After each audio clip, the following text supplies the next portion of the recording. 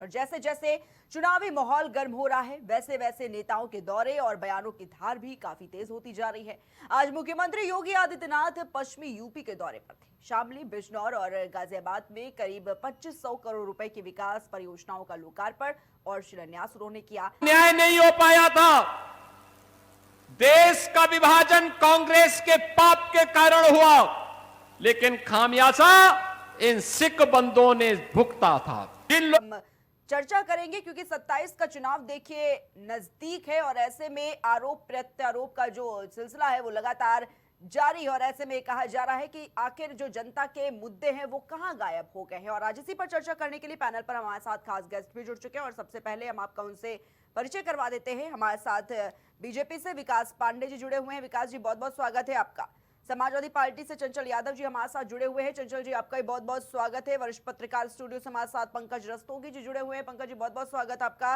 राजनीतिक विश्लेषक हमारे साथ दिलीप यादव जी जुड़े हुए हैं। दिलीप जी, आपका भी बहुत बहुत स्वागत। सबसे पहले पंकज जी आपसे शुरुआत कर लेते हैं।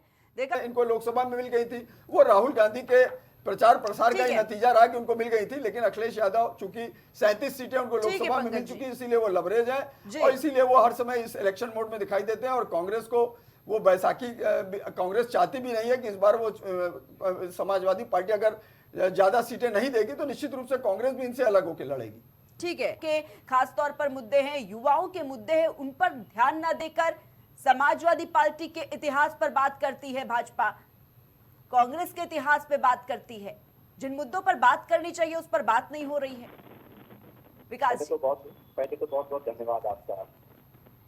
देखिए, जिस तरीके से उत्तर प्रदेश के माननीय मुख्यमंत्री जी लगातार प्रदेश के दौरे पर निकले हुए और वो उत्तर प्रदेश की सरकार की अपनी योजनाओं के साथ साथ उत्तर प्रदेश के उस काले अध्याय को भी रेखांकित करने का काम कर रहे हैं जिससे उन्होंने उत्तर प्रदेश को बाहर निकालने का काम। हमने उत्तर प्रदेश को बीमारू राज्य से जुझारू राज्य और जुझारू राज्य से उत्तर प्रदेश को इस देश की अर्थव्यवस्था में प्रमुख योगदान करने वाले राज्य के रूप में स्थापित करने का काम किया।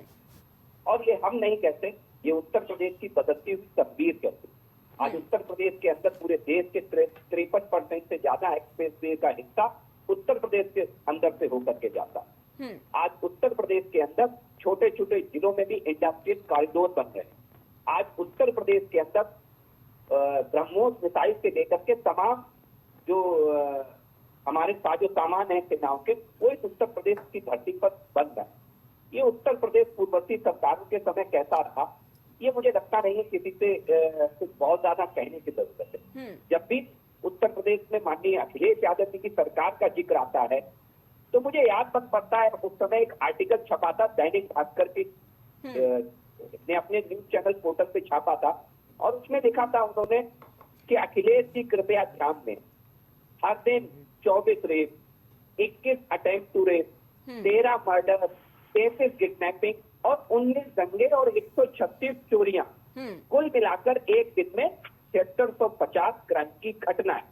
ये उत्तर प्रदेश था 2012 के 17 के उस दौर में, जिनके नेता आजकल लोगों के घर घर जाकर के लोगों को गुमराह करके, कभी राम के नाम पर गुमराह करते हैं, कभी राम मंदिर के नाम पर गुमराह करते हैं, कभी छद्म सनातनधारी बन करके, काल नेमी बन करके सनातन को ही ठगने का काम करते हैं, सनातन में ही विवेक पैदा करने का काम करते हैं। वो इसीलिए करते हैं क्योंकि वो जानते हैं कि जब धरातल पर इस बात की तुलना होगी कि आपने क्या किया और हमने क्या किया, जिन वाक्यांशों का उपयोग आपने किया है, मैं विनम्रता से कहता हूं कि रोजगार के मुद्दे पर अखिलेश यादव को चुनौती देता हूं कि आज से अखिलेश यादव प्रण कर लें कि ना अखिलेश यादव धर्म पर बात करेंगे, ना जाति पर बात करेंगे, ना पीडीए पर बात करेंगे। अखिलेश यादव केवल रोजगार पर बात करेंगे, अखिलेश यादव महिलाओं पर बात करेंगे, अखिलेश यादव सुरक्षा पर बात करेंगे, अखिलेश यादव रोजगार पर बात करेंगे, अखिलेश यादव डेवलपमेंट पर बात करेंगे। मैं चुनौती देता हूँ।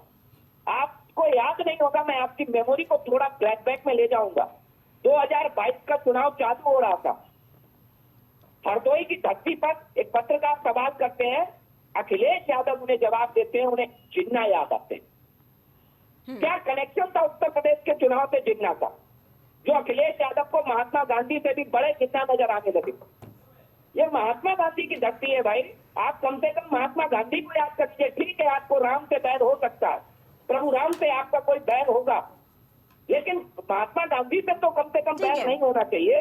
हम्म, तो ये जिन्ना को याद करने वाले लोग हैं, इनकी हिम्मत नहीं है कि ये सुशासन पर बात कर सके, ये डेवलपमेंट पर बात कर सके। ठीक है।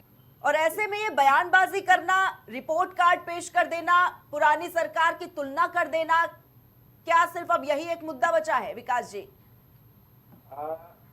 मुझे लगता है प्रिया जी, आपको व्यवहारिक दृष्टिकोण से 2-3 चीजें बता दूंगा। बोलिए। थोड़ा सा लंबा हो जाएगा तो मेरा निवेदन है, सुन लीजिएगा। बोलिए बोलिए। सबसे पहले तो दिलीप जी की बात है। दिलीप जी 2-3 नैरेटिव हैं जिन्हें आपने सेट करने की कोशिश की। एक बार आपसे निवेदन करूंगा क्यों नैरेटिव को जरा एक बार क्लियर करिएगा, जनता के बीच फैक्ट जाए और सच्चाई जाए तो ज्यादा महत्वपूर्ण है, वरना आपके साथ साथ इंडिया सुपरफास्ट भी बदनाम हो जाएगा कि ये ऐसे लोगों को बैठालता है जो फैक्ट पे बात नहीं करते। जरा मुझे वो एक ऑर्डर दिखा दीजिए जहां लिखा गया हो कि सब्सिडी के लिए 3 किलोवाट का ही कनेक्शन अनिवार्य है। पहले तो मुझे वो कंफर्म कर दीजिए, मेरा भी जानकारी हो जाएगी कि दिलीप भाई मेरे, कम से कम मुझे भी दिलीप भाई ने जागरूक किया।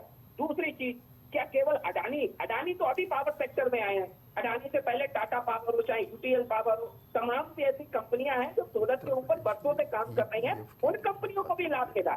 तो केवल ये नैरेटिव सेट करके राजनीति नहीं होती है। दूसरी चीज, गडकरी वाले विषय पर मैं विनम्रता से कहता हूँ, जिस सोशल मीडिया इन्फ्लुएंसर ने ये खबर चलाई थी ना कि गडकरी के बेटे की कंपनी है, इतने करोड़ का फायदा हुआ, जब मानहानि के मुकदमे की बात आई तो कान पकड़ के माफी मांग ली थी उन्होंने, कान पकड़ के।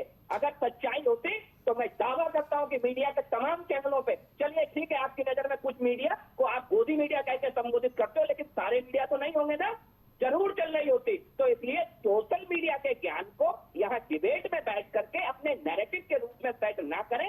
जनता बहुत समझदार है, 2 मिनट लगता है उसे गूगल करने। दिलीप भाई मेरा निवेदन है, दिलीप भाई मैं बीच में नहीं बोला। बहुत बोल लिए, हमें एक चीज बताइएगा कि प्रिया जी आराम से, जब आपकी बारी आए तो बोल लेना भाई। चलो अच्छा, चलो बोल लेते हैं। ठीक है आती हूँ दिलीप जी। ये जो काउंटर्स रखे जा रहे हैं कि बिना फैक्ट्स के बात रखी जा रही है, तो वो फैक्ट्स भी आप बिल्कुल बताइएगा विकास जी को। बोले विकास जी, जितनी भी क्वेरीज है वो बिल्कुल रखिए। भाई मैं कह रहा हूँ ना कि मैं अपने टर्म में बोल रहा हूँ। ठीक है विकास जी, आराम से बोलिए, कोई दिक्कत नहीं है, बोलिए जी। देखिए दूसरी चीज, बड़े भाई मेट्रो चलाई थी आपने, बड़े धुरंधर से आगरा लखनऊ एक्सप्रेस वे बनाया। जानते हैं 8.5 किलोमीटर मेट्रो केवल डेवलप की थी माननीय अखिलेश यादव जी ने, और 8 स्टेशनों तक जाती थी मेट्रो। आज मेट्रो 23 स्टेशनों तक जाती है और 24 किलोमीटर मेट्रो बनी है। कितने गुना ट्रैक हमने डेवलप करके दिया। मैंने एक खम्बा नहीं लगाया, लखनऊ में रहते हैं चलते जी, पूर्वांचल में ही रहते हैं, है ना।